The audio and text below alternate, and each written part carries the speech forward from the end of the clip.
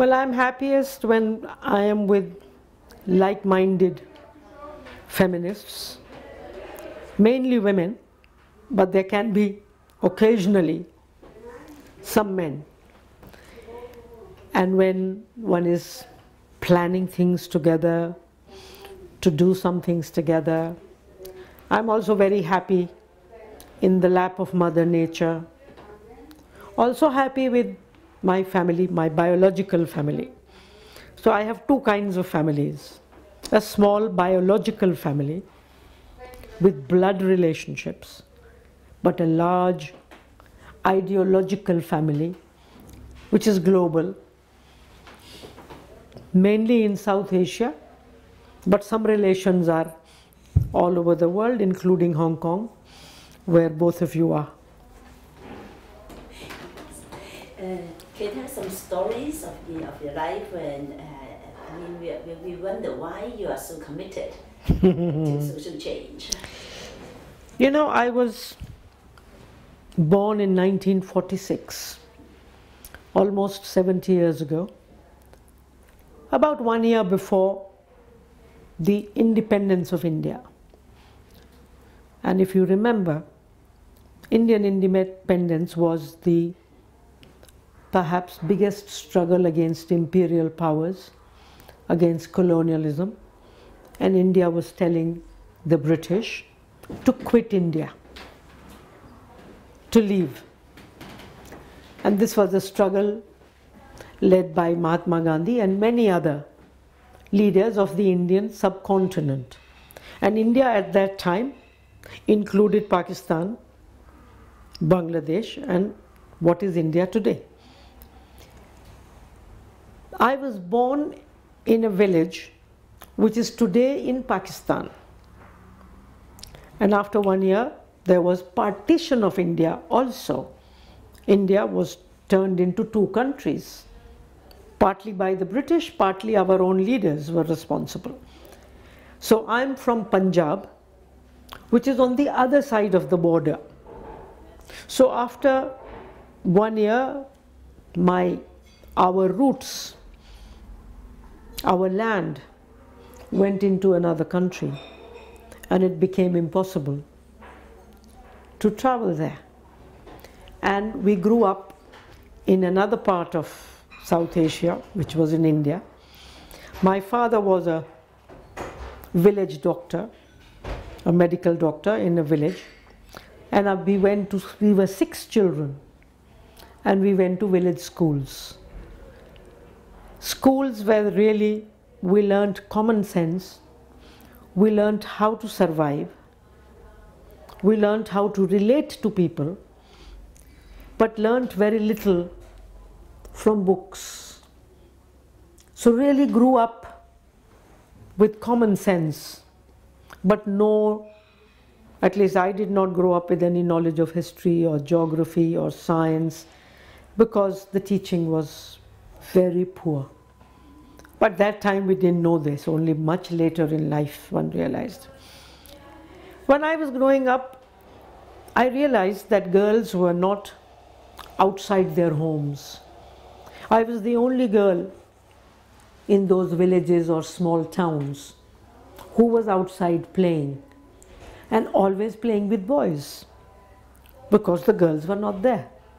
So although I had the freedom to be out, but I knew that majority of the girls did not have the freedom. They were either working at home, helping the mother, cooking and looking after younger siblings, or they were just at home because they could not go outside. So I always grew up with this feeling of double standards for girls and boys. I did my school from a village school, and then I went to a government college, and I was really an outdoor person, an extrovert, outdoor person into sports. And I'm most grateful to my family that they gave me the freedom to do whatever. And in my family there was a brother he was more doing things which girls do. He was knitting and he was sewing and he was cooking with my mother. He was dancing like a girl, dressed up like a girl. So in the same family, we had a boy behaving like what society would say a girl, and we had a girl behaving like what society would say a boy. But I was appreciated, because when you are an inferior person, a girl, and you are behaving like a boy, it's something to be proud of. But if you are a superior person, a male, a boy, and behaving like a girl, so he was criticized much more by society, and he suffered because of that. And to prove to the world that he was a man, he joined the army. But later on, after 7-8 years of army and police work, he left that and became an expert in handicrafts. So his whole life then he spent on handicrafts. So it's been a journey like that. Then I did my master's in economics, but once again from a very ordinary university. Kept giving exams, but without understanding very much, without learning to analyze, without internalizing too much. But I think, again, picking up a lot of common sense of how to deal with the world. And then I got an opportunity to go to Germany, and that's where a little bit of more critical thinking started, understanding the world, looking at my own society now from the outside. So I left my country when I was 24. I studied sociology. Then I lectured in Germany for 1 year in 1970, 45 years ago, on development issues. Then I decided to come back to India. I resigned from there, came back to India, and always had this desire to do something with the marginalized people. I did not want to join the government. I didn't want to join business. So I joined a small NGO in 1972. And when I came there was a terrible drought, and it was in Rajasthan. Wells were dry, no water, very little agriculture. So I started working on water projects, helping the poorest people to deepen their wells or to dig wells. And through working on water, I understood what is Marxism. I understood what is class. I understood what is poverty, and what is the relationship between the rich and the poor. I didn't understand that in the university books. And there I saw that if a rich man had a well which was deeper, and the poor people had wells which were not so deep, the rich man could take that water, and not only from his well, because underneath the resources are all connected. So he would empty the wells of the poor. And the government support for wells was all going to the rich. And while understanding class and caste in India, I also understood gender. I understood that amongst the poor, the women were poorer. Amongst the Dalits, the oppressed, the women were the most oppressed. And that's when I think I became a conscious feminist. I think I was always a feminist, but an unconscious, at a level of emotions, at a level I was that. But now the mind also And then I started writing. Whatever I saw in the village, I wrote in Hindi.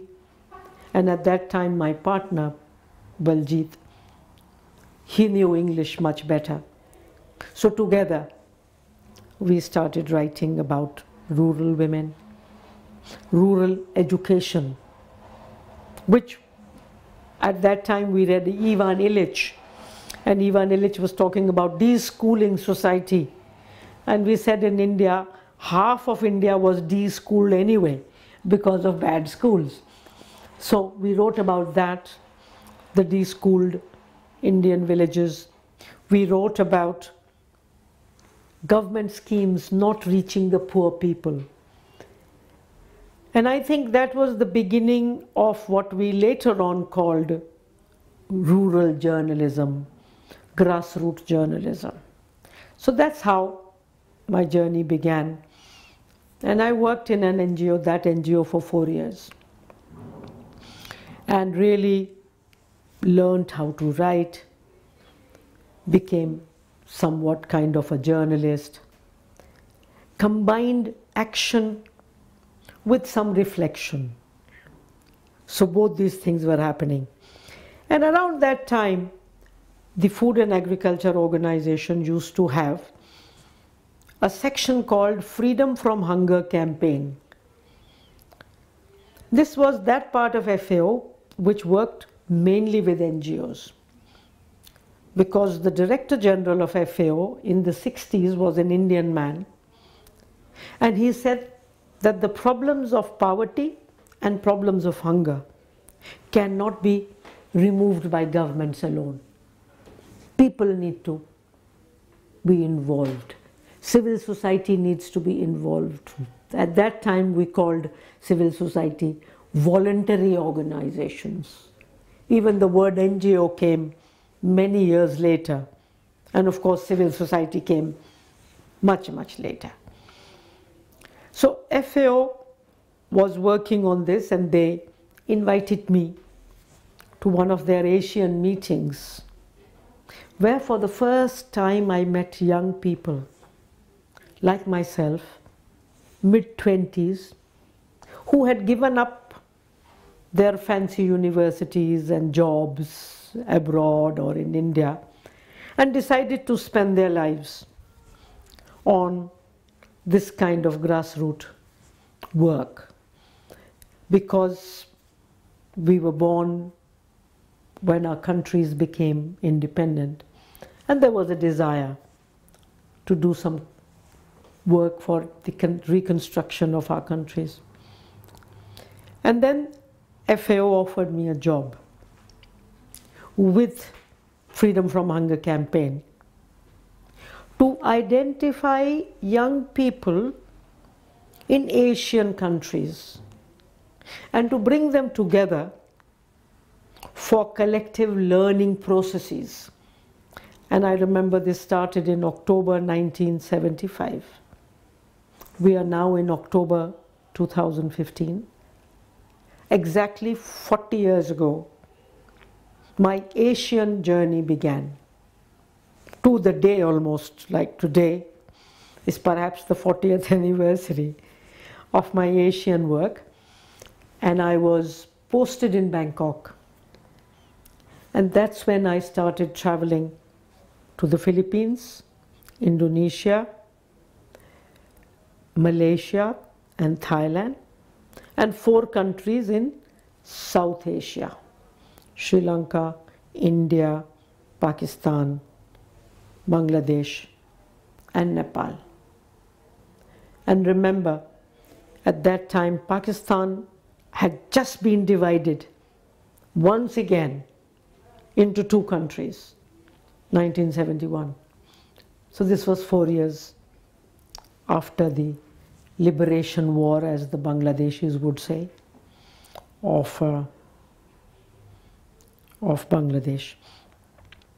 So I, like a bee, or like a honeybee, I started traveling in these countries to identify beautiful flowers of committed work for helping people in all these countries, and then brought them together for a month, sometimes 7 weeks, to visit each other's projects and to see what people were doing.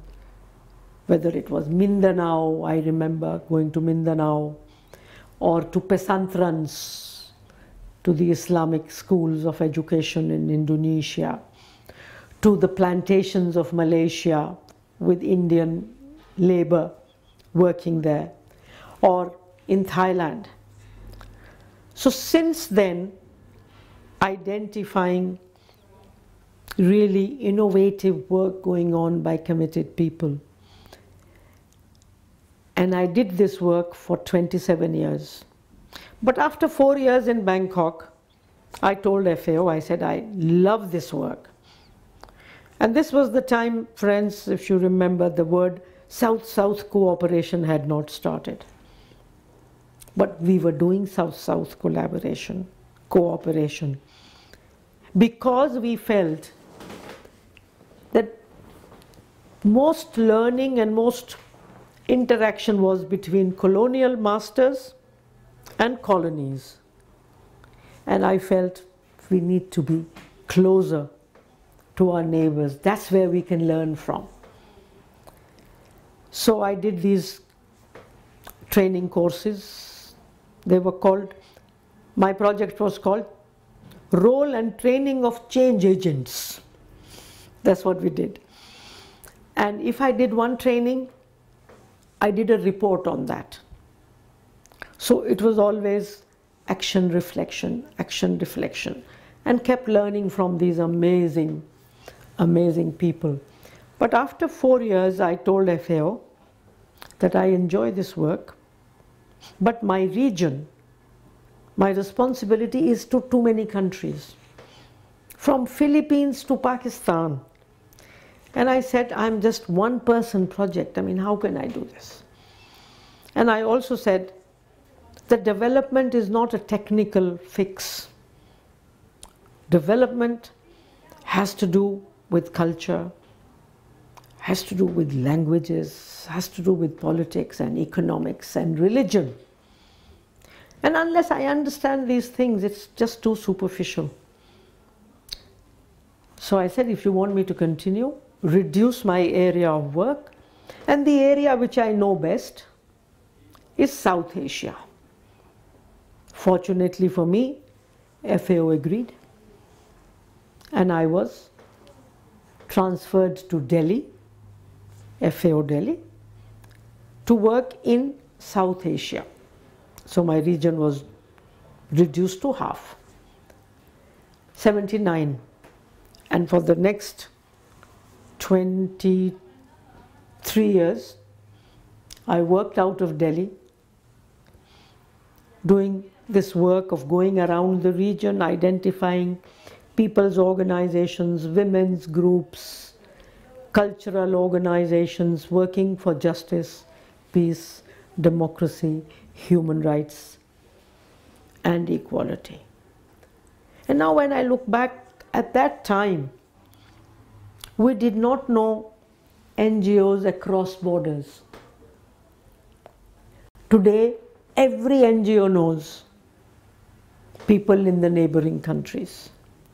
And then got involved with amazing regional networks like PP21, where we met through our friends from Japan, Muto-san, Professor Muto, Ichio, and Sulak Sivalak from Bangkok, and hundreds of other people. So through that also got in touch with people from Nicaragua. They used to come from Nicaragua, from all over the world. And after PP21 came the World Social Forum, and then in South Asia, People's SARC. So got involved officially as an FAO person with all these initiatives, because FAO supported all these initiatives. And actually, we initiated the formation of ACFOD, Asian Cultural Forum on Development. And once ACFOD was ready, it was set up and it went on. Similarly, in South Asia, we started through FAO a group called Sangat. After I left FAO, Sangat still continues. So I've been doing this kind of work at the national level since 1970, 45 years, and at the regional, Asian, global level for 40 years now. And even now, every time there is an opportunity to get involved with a global campaign, like in 2003, when I was approached by my friend Maren in Switzerland through the SDC office in Delhi to ask if I would join the 1,000 women for the Nobel Peace Prize 2005, and I immediately said yes.